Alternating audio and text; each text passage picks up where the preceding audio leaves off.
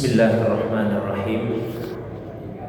Assalamualaikum warahmatullahi wabarakatuh.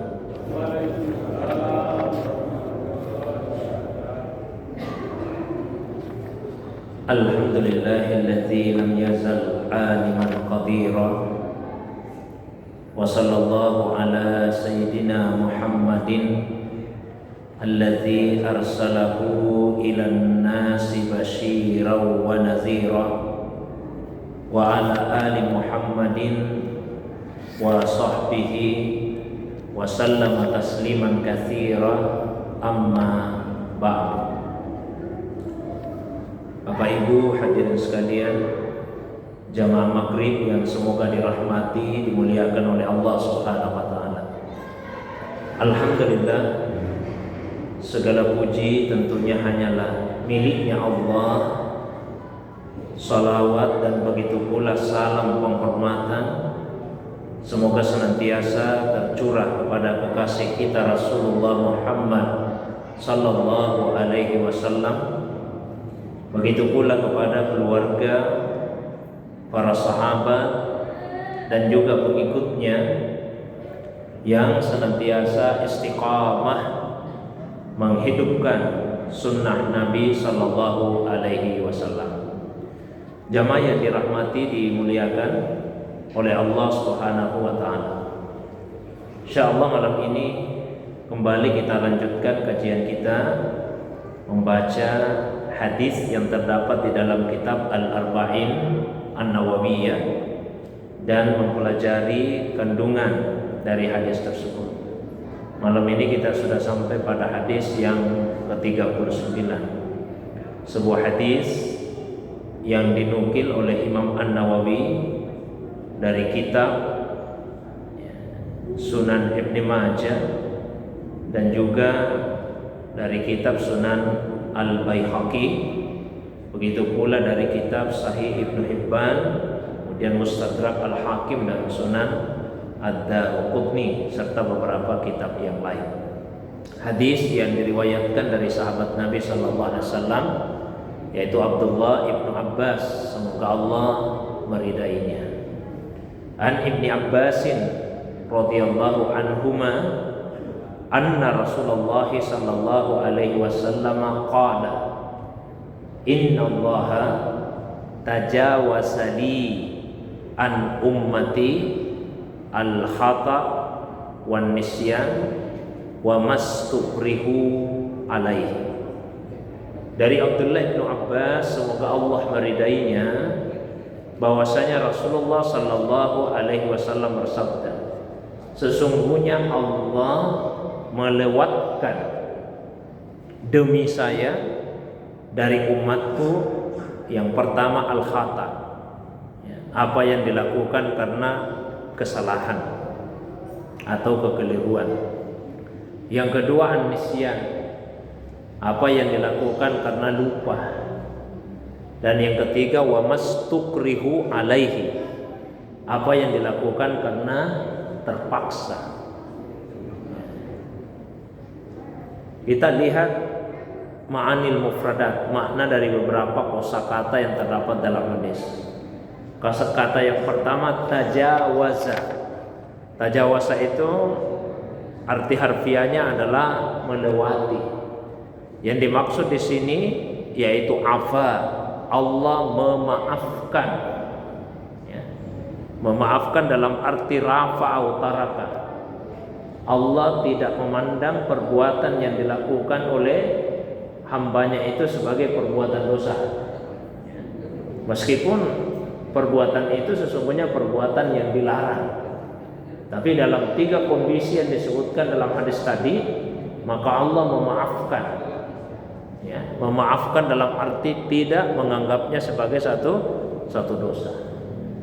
Kemudian yang berikutnya li, ya, li yang dimaksud di sini li ajli, demi saya. Ya, demi saya itu demi Rasulullah Sallallahu Alaihi Wasallam. Jadi keutamaan ini Allah karuniakan kepada kita ini umatnya Rasulullah SAW karena keagungan Nabi Sallallahu Alaihi Wasallam.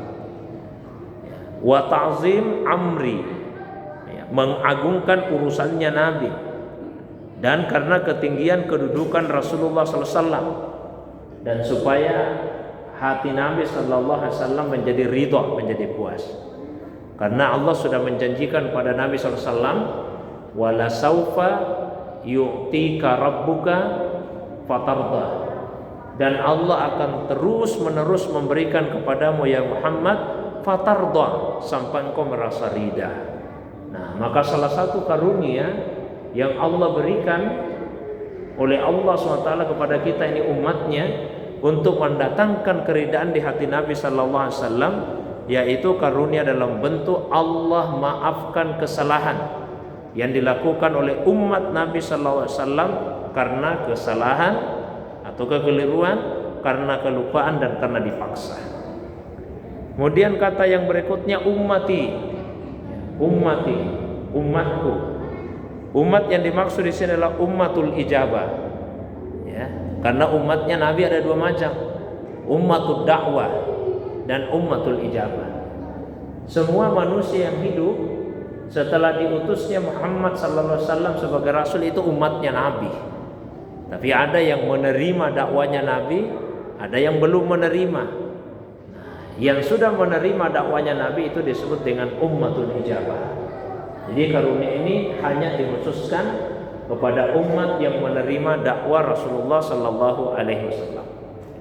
Kemudian yang berikutnya al-khata, ya, kesalahan. Kesalahan yang dimaksud di sini bukan kesalahan sebagai lawan dari kebenaran, tapi kesalahan yang dimaksud adalah lawan dari kesengajaan, diddul amdi. Perbuatan itu ada yang kita lakukan karena sengaja, ada juga yang kita lakukan bukan dengan kesengajaan.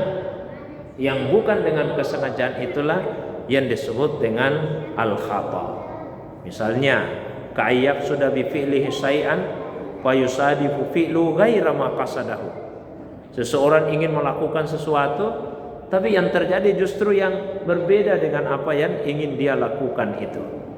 Misalnya ada yang ingin membunuh orang kafir dalam peperangan, tapi dia malah salah, keliru membunuh. Yang terbunuh malah sesamanya orang Islam. Nah, ini yang disebut dengan pembunuhan yang terjadi khata, ya, khata karena kesalahan. Sekali lagi bukan lawan dari kebenaran, tapi yang dimaksud adalah lawan dari kesengajaan.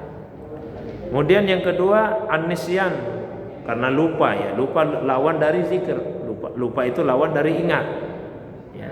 Awalnya dia mengetahui sesuatu lalu dia lupa, sehingga ia melakukan atau melanggar apa yang awalnya sudah ia ketahui itu. Nah, jamaah yang dimuliakan Allah, kita langsung masuk kepada pentingnya hadis ini, ya, ahamiyatul hadis. Qala An-Nawawi rahimahullahu taala fi Syarhil Arba'in. Imam An-Nawawi semoga Allah merahmati beliau ketika memberikan syarah terhadap hadis ini berkata, wa hadzal hadisu istamala ala fawaid wa umurin muhimmatin. Hadis ini mencakup faedah-faedah dan hal-hal yang sangat penting. Lau jumi'at, seandainya semua itu dihimpun, balagat musannafan, maka akan lahirlah satu karangan, satu kitab, la yahtamilhu hazal kitab, ya, yang lebih tebal daripada kitab ini. Ya, seandainya hadis ini betul-betul disarah dan disebut semua faedah-faedah yang terdapat di dalamnya. Wa qala Ibnu Hajar Al-Haytami, seorang ulama yang lain Ibnu Hajar Al-Haytami berkata, wa huwa amun naf'i. Hadis ini manfaatnya sangat umum. Liwuqu'is salasa fi sa'iri abwabil fikhi.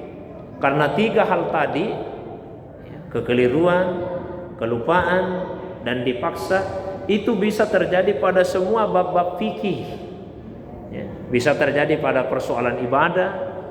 Misalnya ada yang lupa dalam salatnya, ada yang keliru dalam salatnya. Bisa terjadi dalam persoalan muamalah, ya, ada yang keliru dalam jual beli misalnya, dan seterusnya. Jadi terjadi dalam semua bab-bab fikih. Bahkan yaslu ayyusamma nisfu syariah. Hadis ini bisa dikatakan sebagai setengah syariat, ya, seperdua syariat.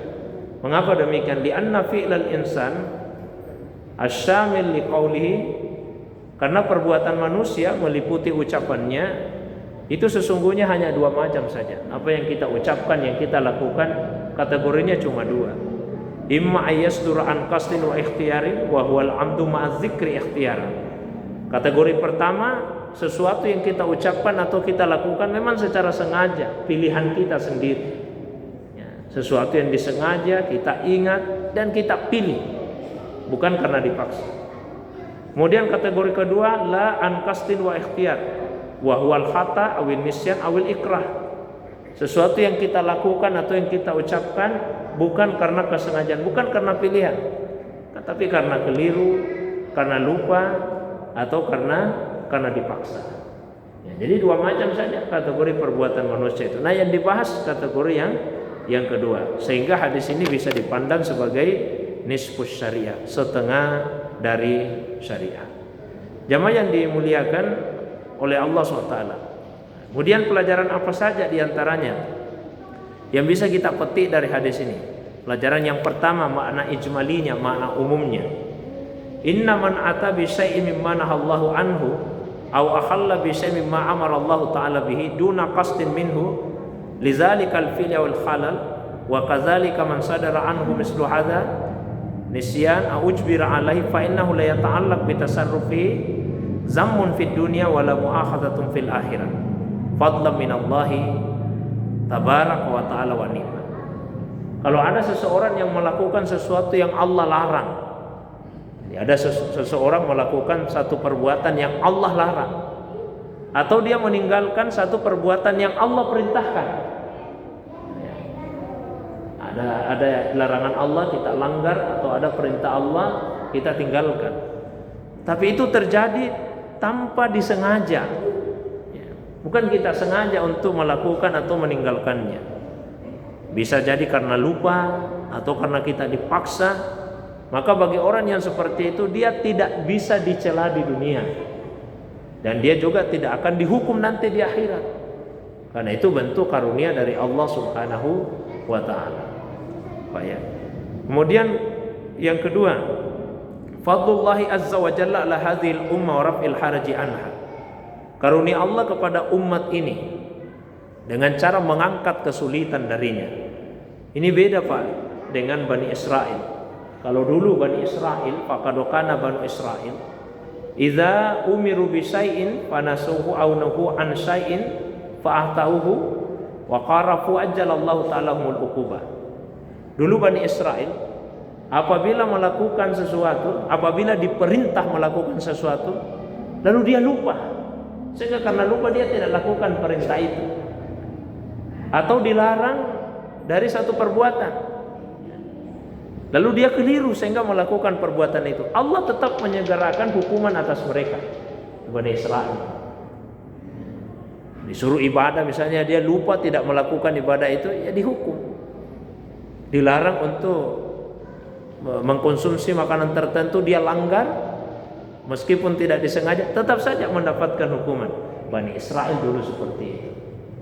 Tapi kita ini umat Islam tidak. Nah, itulah karunia Allah yang diberikan kepada kita. Ini diantaranya berkah doa. Yang doa itu Allah sendiri yang ajarkan kepada kita. Di surah Al-Baqarah 286. Bainama istajaba li hadhil umma du'aaha alladzi alhamaha iyyahu wa arsadaha ilaihi jalla wa ala. Doanya ya di surah Al-Baqarah, Rabbana la tu'akhidna in nasina aw akhtana. Tuhan, jangan hukum kami jika kami melakukan sesuatu karena kami lupa atau kami keliru. Jadi jangan hukum kami ya Allah kalau kami melakukan sesuatu karena kami lupa atau kami keliru. Rabbana wala tahmil alaina isran. Ya Allah, jangan berikan kepada kami beban yang berat. Kama hamaltahu alal ladzina min qablina, seperti beban berat yang telah Engkau berikan kepada umat sebelum kami.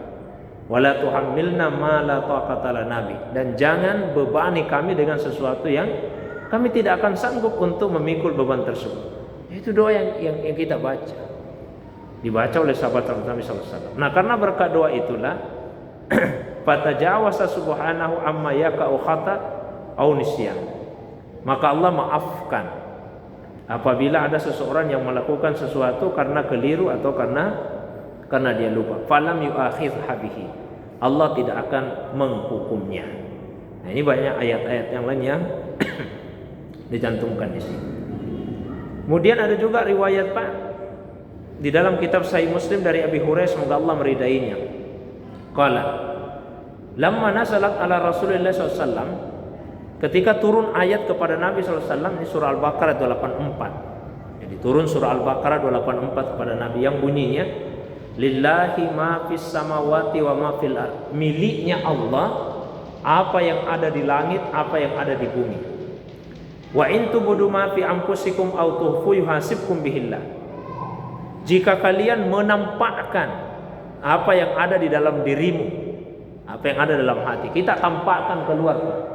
Ada sesuatu di dalam hati lalu kita ucapkan dengan lisan, atau ada sesuatu dalam hati kita wujudkan dalam bentuk tindakan, aw tuhfuhu, atau kita sembunyikan terus di dalam hati, kita tidak tampakkan keluar, yuhasibkum bihillah, Allah tetap akan menghisap kalian. Ayatnya pertama kali turun. Ketika turun ayat ini, Allah nyatakan baik yang kita nampakkan dalam bentuk ucapan atau perbuatan, atau ini kita sembunyikan di hati, semua akan dihisap. Fayaghfiru liman yasha, lalu Allah akan mengampuni yang Dia kehendaki. Wa yu'adzibu may yasha, Allah akan mengazab apa yang Dia kehendaki, siapa yang Dia kehendaki. Wallahu ala kulli syai'in qadir, Allah itu terhadap segala sesuatu maha berkuasa. Ketika ayat ini turun kan berat Pak, berat, karena yang dihisab bukan cuma yang kita ucapkan, bukan cuma yang kita lakukan, tapi isi hati pun akan dihisab di hari kemudian. Fastadda dzalika ala ashabi Rasulullah sallallahu, maka itu dirasa berat oleh sahabat-sahabat Rasulullah sallallahu alaihi wasallam. Fatau Rasulullah sallallahu, mereka kemudian datang menemui Nabi sallallahu alaihi wasallam. Faqalu, lalu mereka berkata, "Hai Rasulullah, ya Rasulullah, kullifna minal a'mali manutik." Kita telah dibebani sesuatu yang kita tidak akan mampu untuk memikulnya, atau yang berat untuk kita pikul. Berat sekali untuk kita pikul. Kita udah diperintah salat, diperintah puasa, diperintah jihad, diperintah sedekah. Nah, ini turun lagi ayat. Turun lagi ayat yang kita tidak akan bisa untuk memikulnya. Turun lagi ayat. Bagaimana mungkin ya Rasulullah, kalau semua isi hati mau dihisap, tidak ada yang lolos itu. Tidak ada yang lolos. Nah, maka Nabi SAW merespon dengan mengatakan, faqala Rasulullah, aturiduna an taqulu kama qala ahlul kitabaini min qablikum sami'na wa asaina. Loh, kenapa kalian berkata begitu? Apa kalian ingin mengucapkan seperti ucapan dua ahlul kitab sebelum kalian, orang Yahudi, orang Nasrani, yang mengatakan sami'na wa asaina, kami mendengar dan kami durhaka. Bal, jangan begitu. Qulu sami'na wa ata'na ghufranaka rabbana wa ilaikal masir. Ucapkan itu. Sahabat orang mengucapkan qulu, mereka ucapkan sami'na wa ata'na ghufranaka rabbana wa ilaikal masir. Kami mendengar ya Allah, kami taati perintahmu, ampunanmu yang kami harapkan oleh Tuhan kami, dan hanya kepadamu lah kami kembali. Setelah para sahabat membaca doa tadi, fa'anzalallahu isra, turunlah ayat yang mengikutinya. Turun lagi ayat, amanar rasulu bima unsila ilaihi min rabbi wal mu'minun kullun amana billahi wa malaikati wa kutubi wa rusuli la nufarriqu baina ahadin min rusuli wa qalu sami'na wa ata'na ghufranaka rabbana wa ilaikal masir. Mereka baca Pak doa itu. Maka alhamdulillah, falamma fa'alu zalik, ketika mereka melakukan hal tersebut, nasakhallahu ta'ala, dinasalah, dihapuslah ayat yang sebelumnya tadi yang mengatakan bahwa biar isi hati juga akan dihisap oleh Allah SWT. Dinasah ayat itu, Pak. Langsung turun ayat yang menghapusnya. La yukallifullahu nafsan illa wus'aha, Allah tidak akan membebani seseorang kecuali sesuai kesanggupannya. Laha ma kasabat, dia akan mendapatkan pahala atas kebaikan yang dia lakukan, wa alaiha maktasabat, dan baginya dosa atas keburukan yang dia lakukan. Rabbana la tu'akhidna, Tuhan kami jangan hukum kami, inna sina au akhtana, jika kami lupa atau kami keliru. Jadi sudah dinasah itu. Nah, itu pelajaran yang kedua yang bisa kita petik. Pelajaran yang ketiga ini penting juga.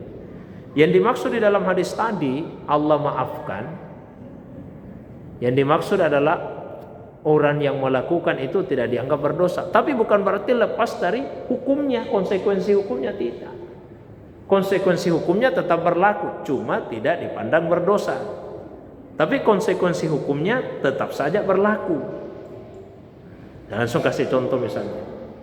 Ada yang lupa sehingga dia tidak salat asar misalnya tadi. Nah, salat asar karena lupa. Baru teringat sekarang ini. Astagfirullah, saya lupa tadi tidak salat asar.